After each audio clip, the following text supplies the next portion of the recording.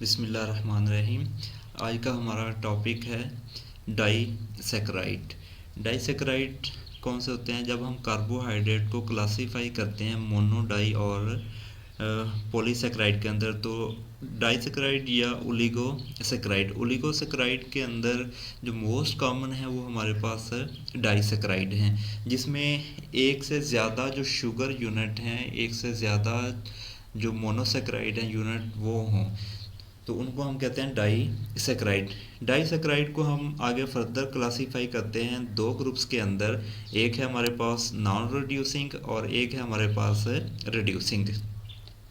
जो non reducing है उसमें हमारे पास कार्बन 1 टू कार्बन 1 लिंकेज बनता है, और जो दूसरे नॉन रिड्यूसिंग हैं वो हमारे पास है कार्बन 1 टू कार्बन 2। ये दो तरह की पॉसिबिलिटी हैं नॉन रिड्यूसिंग के अंदर। जो रिड्यूसिंग हैं उसमें कार्बन 1 टू कार्बन 4 और कार्बन 1 टू कार्बन 6, ये दो तरह के लिंकेज पॉसिबल हैं। इसके अलावा भी पॉसिबल हो सकते हैं, लेकिन मोस्ट कॉमन जो हैं ये दो हमारे पास हैं। अब जो मोस्ट कॉमन है ओलिगोसैकराइड के अंदर वो हैं डाईसैकराइड। डाईसैकराइड बेसिकली दो मोनोसैकराइड यूनिट से मिलके बनते हैं, जो कि सिमिलर भी हो सकते हैं और डिफरेंट भी हो सकते हैं। और सिमिलर से क्या मुराद है? ग्लूकोज, और नेक्स्ट जो यूनिट होगा वो भी ग्लूकोज, या एक ग्लूकोज एक माल्टोज। तो इस तरीके से ये एक जैसे या डिफरेंट ग्रुप अटैच होकर डाईसैकराइड बनाते हैं। और अगर हम इनकी करैक्टरिस्टिक देखें तो करैक्टरिस्टिक ये क्रिस्टलाइन होते हैं, वाटर सॉल्युबल होते हैं और स्वीट इन टेस्ट होते हैं। तो रिड्यूसिंग और नॉन रिड्यूसिंग ये क्लासिफिकेशन बता चुका हूँ कि जब रिड्यूसिंग क्या होगा कि जब फ्री अल्डिहाइड और कीटो ग्रुप जो है ये अवेलेबल हो, और नॉन रिड्यूसिंग के विद नो फ्री अल्डिहाइड और कीटो ग्रुप, इनको हम कहते हैं नॉन रिड्यूसिंग। अब इनके अंदर जो बॉन्ड बनेगा कि एक यूनिट जब अटैच होगा दूसरे के साथ, तो जो बॉन्ड बनेगा उसको हम कहते हैं ग्लाइकोसाइड या ग्लाइकोसिडिक लिंकेज और ग्लाइकोसिडिक बॉन्ड। ये कब बनता है? जब हेमी एसिटल या हेमी कीटल जो है एनोमेरिक कार्बन का हेमी एसिटल या हेमी कीटल ग्रुप जो है, जिसपे हाइड्रोक्सल ग्रुप अटैच होता है, वो इंटरेक्ट करता है दूसरे कार्बोहाइड्रेट के हाइड्रोक्सल ग्रुप के साथ। ये दूसरा जो ग्रुप है वो कार्बोहाइड्रेट भी हो सकता है और नॉन कार्बोहाइड्रेट भी। अगर नॉन कार्बोहाइड्रेट होगा तो उसको हम अग्लाइकॉन का नाम देंगे। अब मैं इसको शो करवाता हूँ कि ये बॉन्ड जो है कैसे हो रहे हैं। पहले हम नॉमेनक्लेचर की बात कर लें, तो नॉमेनक्लेचर के अंदर जो ग्लाइकोसिडिक लिंकेज है दो कार्बन के दरमियान होगा, तो उस एनोमेरिक कार्बन जो है वो या तो अल्फ़ा फॉर्म होती है या बीटा फॉर्म। तो उसी के रेफरेंस से हम इनको नेमिंग देते हैं। जैसे एग्जांपल दी गई है यहाँ पे लैक्टोज की, तो उसके अंदर जो है C1, उसके दो यूनिट हैं, एक बीटा गैलेक्टोज है और एक है हमारे पास ग्लूकोज। एक हमारे पास ग्लूकोज है और एक हमारे पास बीटा गैलेक्टोज है। तो गैलेक्टोज का कार्बन 1 जो है ये इन्वॉल्व होगा और इधर से कार्बन 4, तो इसको हम नाम देंगे बीटा 1,4 ग्लाइकोसिडिक लिंकेज। जैसे ये यहाँ पे मैं शो करवा रहा हूँ आपको कि ये हमारे पास बीटा गैलेक्टोज और साथ में ये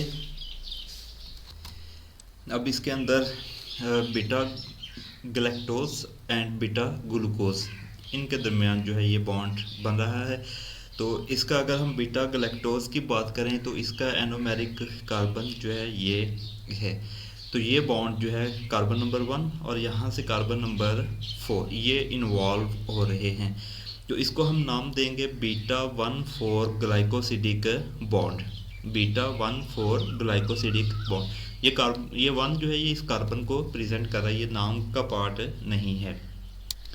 अब मज़ीद आपको हेमी एसिटल और हेमी कीटल का मैं शो करवाता हूँ और डिफरेंट एग्जांपल देता हूँ बॉन्ड फॉर्मेशन की। जैसे यहाँ पे ये हमारे पास एनोमेरिक कार्बन है और ये हमारे पास इसके ऊपर OH ग्रुप है, जिसको हमने हेमी एसिटल का नाम दिया था कि hemi acetal on anomeric carbon. और यहाँ पे ये अल्डिहाइड ग्रुप था अगर हम इसके फिशर प्रोजेक्शन की बात करें, और ये हमारे पास कीटोन फंक्शनल ग्रुप था, तो उसके रेफरेंस से ये हमारे पास हेमी कीटल होगा। ये हेमी एसिटल, यहाँ पे एनोमेरिक कार्बन के ऊपर ये हेमी कीटल। अब इनके दरमियान जो है ये बॉन्ड फॉर्मेशन होगी। ये हमारे पास क्या है, ये अल्फ़ा फॉर्म है, और अगर इसको हम देखें तो ये हमारे पास तो यहाँ पे अगर हम देखें ये हमारे पास बीटा फॉर्म है, अल्फ़ा, ये अल्फ़ा फॉर्म और ये बीटा फॉर्म। तो इसके दरमियान जो लिंकेज बनेगा इसके रेफरेंस से हम इसको नाम देंगे कि ये हमारे पास alpha 1,2 glycosidic linkage. Further discussion हम विद एग्जांपल जो है वो करते जाते हैं। अब इसके अंदर अगर हम देखें, इसका ये अल्फ़ा फॉर्म है कार्बन 1 और ये जो है कार्बन 4, तो अल्फ़ा 1,4 ग्लाइकोसिडिक लिंकेज। अगर इसका देखें तो ये हमारे पास अल्फ़ा फॉर्म है, ये भी अल्फ़ा 1,1 ग्लाइकोसिडिक लिंकेज। ये इस तरह से हम इसको डिस्कस करेंगे। मज़ीद एग्जांपल आपको मैं करवाता हूँ। अब माल्टोज़ जो है इसको लेते हैं। माल्टोज़ बेसिकली दो मोनोसेक्राइड यूनिट जो हैं उनसे मिलके बनता है। दोनों कौन से होते हैं, अल्फ़ा डी ग्लूकोज, और इसके दरमियान जो लिंकेज है ये अल्फ़ा 1,4 ग्लाइकोसिडिक लिंकेज बनता है। और ये माल्टोज जो है ये रिड्यूसिंग है, बिकॉज एक एनोमेरिक कार्बन के ऊपर जो OH है ये फ्रीली अवेलेबल होता है। इस तरह ये ओसाजोन फॉर्मेशन को भी रिस्पॉन्ड करता है, बिकॉज ओसाजोन रिएक्शन भी वही कार्बोहाइड्रेट देते हैं जो रिड्यूसिंग हो, तो उससे हमें देगा माल्टोसा जोन, सनफ्लावर शेप्ड इसके क्रिस्टल होंगे। और माल्टोस जो है इसको हाइड्रोलाइज किया जा सकता है डिल्यूट एसिड के साथ, और इंजाइम जो है माल्टेज इसको यूज़ करके, तो इससे दो मॉलिक्यूल यूनिट जो हैं ब्रेक डाउन होकर मिलेंगे, जिनसे ये कंपोज्ड ऑफ होता है उसमें अल्फ़ा डी ग्लूकोज कि अल्फ़ा डी ग्लूकोज से मिलकर बनता है। जब ये ब्रेक होगा तो वही दो मोनोसैकराइड यूनिट हमें मिलेंगे। ये अब इसका स्ट्रक्चर है। Alpha D glucose, alpha is यहाँ से, और इसको देखें, और ये भी हमारे पास अल्फ़ा है। इसका कार्बन 1, इसका कार्बन 4, तो ये हमारे पास अल्फ़ा 1,4 ग्लाइकोसिडिक लिंकेज। हम इसको एक और नाम भी दे सकते हैं, वो कौन सा, कि अल्फ़ा डी ग्लूकोपायरानोसाइल। ग्लूकोज से ग्लूको और 6 मेंबर्ड है, तो वहाँ से पायरानोज से पायरानोसाइल बना देंगे। और देन लिंकेज कौन सा है, 1,4, तो 1,4 नेक्स्ट अगले कंपाउंड को हम देखेंगे कि वो कौन सा है, वो भी अल्फ़ा फॉर्म है, तो अल्फ़ा ग्लूकोपायरानोज। नाम क्या होगा, अल्फ़ा, या यहाँ से अगर हम देखें तो ऑक्सीजन के थ्रू लिंकेज है, इसको भी हम नोमेनक्लेचर का पार्ट बना लेते हैं O। देन आगे हम लिखेंगे अल्फ़ा डी ग्लूकोपैरानोसाइल 1,4 अल्फ़ा ग्लूकोपायरानोज। ये नाम जो है इसका बनेगा। नेक्स्ट मैं शो भी करता जाऊंगा, आपको लिखा हुआ मिल जाएगा, आपको मैं दिखाता हूँ। अब आइसोमाल्टोज के अंदर जो है कि इसका हमने देखना है कौन सा, ये अल्फ़ा है या बीटा है। तो ये हमारे पास अल्फ़ा है। लिंकेज किस पॉइंट पे बन रहा है, लिंकेज 6 कार्बन के ऊपर बन रहा है, तो ये जो लिंकेज होगा इसको हम कहेंगे अल्फ़ा 1,6 ग्लाइकोसिडिक लिंकेज। अल्फ़ा जो है यहाँ से ले लेंगे कि पहला जो मोनोसैकराइड यूनिट जो बॉन्ड फॉर्मेशन में इन्वॉल्व हो रहा है वो किस फॉर्म के अंदर मौजूद है, तो ये वाला है, ये अल्फ़ा 1,6 जो है यहाँ पे ये अल्फ़ा फॉर्म है। इसका कार्बन नंबर 1 और इसका कार्बन नंबर जो है ये हमारे पास 6 जो है ये इन्वॉल्व हो रहा है।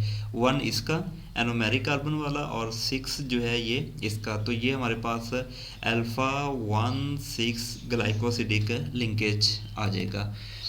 नेक्स्ट है सेलुलोबायोस। सेलुलोबायोस भी सिंपल आइडेंटिकल स्ट्रक्चर है, ये डाइसैकराइड है, तो माल्टोज से मिलता जुलता है। फ़र्क क्या है कि इसमें ये हमारे पास है बीटा फॉर्म जो है ये मौजूद हैं, दोनों ही बीटा फॉर्म के अंदर मौजूद हैं, ये भी बीटा है और ये भी हमारे पास है बीटा है। तो यहाँ पे हम देखेंगे कि इसका जो है ये कौन सी फॉर्म है, ये बीटा फॉर्म है और बीटा 1,4 ग्लाइकोसिडिक लिंकेज। इसका हमने देखना है कौन सी फॉर्म इन्वॉल्व हो रही है, ये वाली इन्वॉल्व नहीं हो रही तो इसको अगर हम कंप्लीट नेम नहीं लिखेंगे तो इसको मेंशन करने की ज़रूरत नहीं होती। अगर फुल नेम प्रेजेंट करेंगे देन इसकी जो अल्फ़ा या बीटा फॉर्म है ये भी हम प्रेजेंट करेंगे।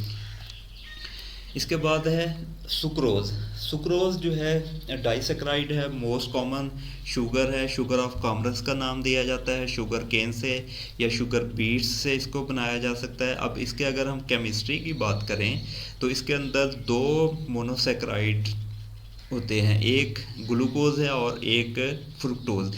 ग्लूकोज किस फॉर्म में है, glucose alpha D glucose anomeric जो फॉर्म है अल्फ़ा है और फ्रुक्टोज की जो है ये बीटा है। पहले भी दिखा चुका हूँ, नेक्स्ट आगे भी मैं शो करता हूँ। तो ये इनके दरमियान जो है ग्लाइकोसिडिक लिंकेज होता है कि एक का अल्फ़ा जो है उसका कार्बन 1 और बीटा जो फ्रुक्टोज है उसका कार्बन नंबर 2 जो है ये इन्वॉल्व होते हैं बॉन्ड फॉर्मेशन के अंदर। तो और ये नॉन रिड्यूसिंग है बिकॉज दोनों के एनोमेरिक कार्बन जो है बॉन्ड फॉर्मेशन में इन्वॉल्व हो जाते हैं।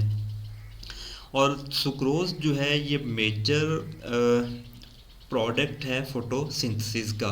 इसका बेनिफिट क्या होता है कि इसकी ट्रांसपोर्टेशन जो है वो इजी है, ऑर्गन्स के अंदर जो स्टोरेज होता है वो सुक्रोज की फॉर्म में होता है और बिकॉज इसके दोनों जो एनोमेरिक कार्बन हैं वो बॉन्ड फॉर्मेशन में इन्वॉल्व हो जाते हैं तो ऑक्सीडेटिव अटैक के लिए ये फिजिबल नहीं रहता, सूटेबल नहीं रहता।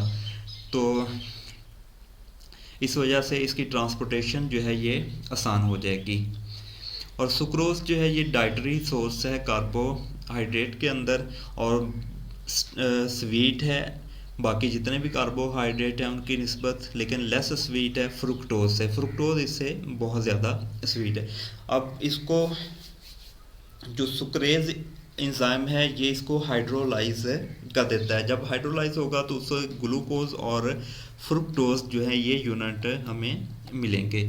ये सिंपल अल्फ़ा डी ग्लूकोज और ये beta D fructose. Condensation reaction होगा, वाटर मॉलिक्यूल यहाँ से एलिमिनेट हो जाएगा और इसके रिजल्ट में हमें अल्फ़ा 1,2 ग्लाइकोसिडिक लिंकेज। ये कार्बन नंबर 1 एनोमेरिक कार्बन है, ये कार्बन नंबर 2 यहाँ पे फ्रुक्टोज का ये एनोमेरिक कार्बन है, बीटा फॉर्म है OH और ये CH2OH दोनों सेम साइड पे हैं। तो यहाँ पे अल्फ़ा 1,4 ग्लाइकोसिडिक लिंकेज जो है या बीटा कह लें, इसका भी एनोमेरिक है इसका भी, तो बीटा 1,4 ग्लाइकोसिडिक लिंकेज जो है यहाँ पे जनरेट होगा। ये अब अगर स्ट्रक्चर आपको शो हो रहा है तो यहाँ पे मैं इसका नाम, ये फिशर प्रोजेक्शन है, फिशर प्रोजेक्शन के अंदर आप इसको देखें और जब ये हावर्थ में जाएगा देन, तो अगर हम इसका नाम दें तो नाम इसका क्या बनेगा, ऑक्सीजन। ये वाला लिंकेज अगर हम देखें तो ये ऑक्सीजन के थ्रू अटैच है, ये वाला लिंकेज अगर हम देखें तो ऑक्सीजन के, तो उसका O आ जाएगा। अब इसकी फॉर्म देखेंगे तो ये अल्फ़ा है और डी ग्लूकोज था तो अल्फ़ा डी ग्लूकोज है और 6 मेंबर्ड है तो उसे ग्लूकोपैरानोसाइल, पैरानोज में जो SE होगा उसको YL से रिप्लेस कर देते हैं। और लिंकेज कौन सा है, इसका 1 इसका 2, तो वो लिंकेज जाएगा 1 2 और आगे इसकी जो फॉर्म है वो कौन सी है, बीटा डी ग्लूकोज है तो बीटा डी और फ्रुक्टोज है, ये फ्रुक्टोज और कितने मेंबर्ड है 5 मेंबर्ड, तो फ्रुक्टोफ्यूरानोज, फ्यूरानोज 5 मेंबर्ड है तो उसमें जो नोज होगा उसको ID से रिप्लेस कर देते हैं या बेशक फ्रुक्टोफ्यूरानोज यही नाम दे सकते हैं। तो इस तरीके से इनका जो नॉमेनक्लेचर है वो हम असाइन कर सकते हैं।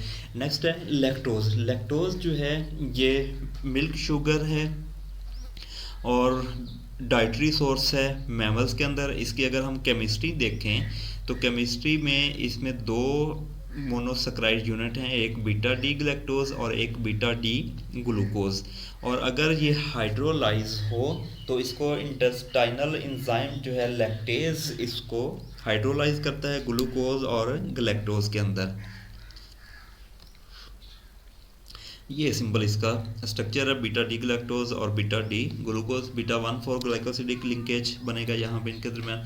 ये डिफरेंट स्ट्रक्चर जो है और उनके नॉमेनक्लेचर शो किए गए हैं कि माल्टोज जो है अल्फ़ा डी ग्लूकोसाइल, अब इस तरीके से भी नेमिंग कर सकते हैं। ये डिफरेंट वे हैं जिस तरीके से, जैसे ये अब अल्फ़ा फॉर्म है और डी ग्लूकोज है तो ग्लूकोज से ग्लूको और साइल प्रेजेंट कर देंगे। अब हम इसमें शो नहीं कर रहे कि ये 5 मेंबर्ड या 6 मेंबर्ड रिंग, उसको शो नहीं कर रहे।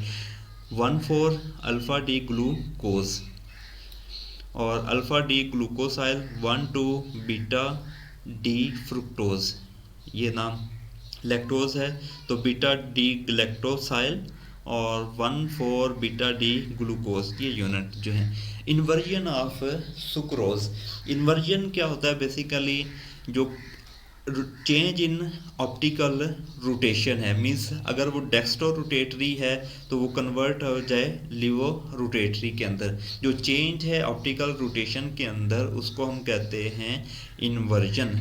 तो सुक्रोज जो है, अगर हम इसकी बात करें, सुक्रोज जो है ऐसा जो है ये डेक्स्ट्रो रोटेटरी होता है, लेकिन जब ये हाइड्रोलाइज होता है तो हाइड्रोलिसिस के बाद ये लिवो रोटेटरी हो जाता है।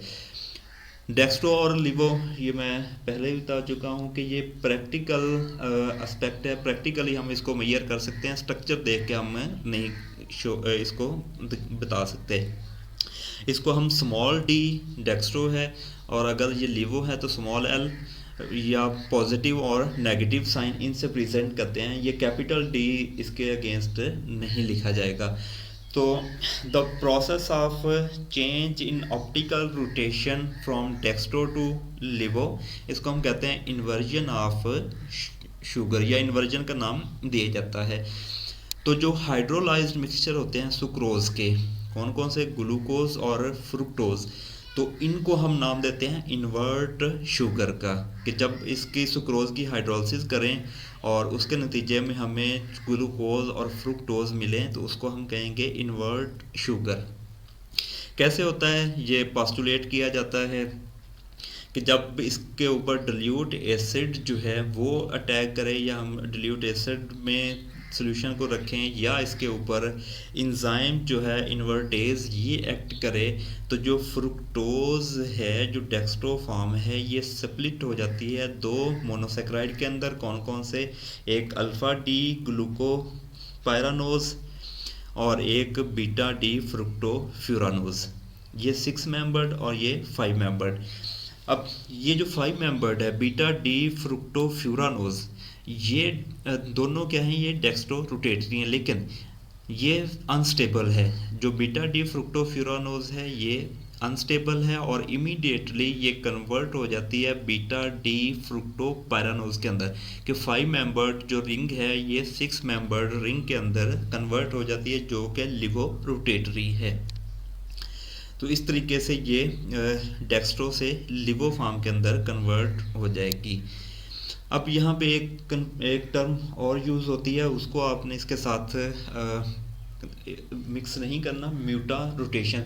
म्यूटा रोटेशन भी basically change in optical activity होता है या ऑप्टिकल रोटेशन होता है, लेकिन उसमें क्या है कि अल्फ़ा फॉर्म जो है वो बीटा फॉर्म के अंदर कन्वर्ट हो जाती है। जैसे डी ग्लूकोज है, alpha D glucose beta D glucose के अंदर एनोमर्स जो हैं, तो अल्फ़ा डी ग्लूकोज 112.8 डिग्री यहाँ पे उसकी रोटेशन होती है। जो बीटा डी ग्लूकोज है उसकी 17.8 आई थिंक यहाँ पे जाके, या 18.2 डिग्री यहाँ पे जाके रोटेशन होती है। तो इनके दरमियान में इक्विलिब्रियम मिक्सचर आता है, जिसको हम कहते हैं म्यूटा रोटेशन, बाई रोटेशन या मल्टी रोटेशन, ये डिफरेंट नाम दिए जाते हैं। इन्वर्जन के अंदर सिंपली डेक्स्ट्रो से लिवो के अंदर वो चेंज हो रही है, ये इनमें ज़रा ख्याल करना है आप लोगों ने। अब ये स्ट्रक्चर अगर मैं कहूँ कि हमारे पास ये स्ट्रक्चर था बीटा डी फ्रुक्टोफ्यूरानोज, ये अनस्टेबल है, ये फौरी तौर पे बीटा डी फ्रुक्टोपैरानोज के अंदर के, ये जो इसमें CH2OH है ये भी रिंग का रिंग फॉर्म के अंदर चला जाता है। तो ये वाली फॉर्म जो है ये स्टेबल है, ये अब लिवो रोटेटरी होगी -28.2 के ऊपर। ये इनका सिंपल कि सुक्रोज है, वाटर मॉलिक्यूल इन्वर्टेज जो है एक्ट करेगा, ग्लूकोज और फ्रुक्टोज मिलेगा। तो ये डेक्स्ट्रो रोटेटरी है, ये भी डेक्स्ट्रो रोटेटरी, ये वाली जो फॉर्म है इसमें ये लिवो रोटेटरी हो जाती है।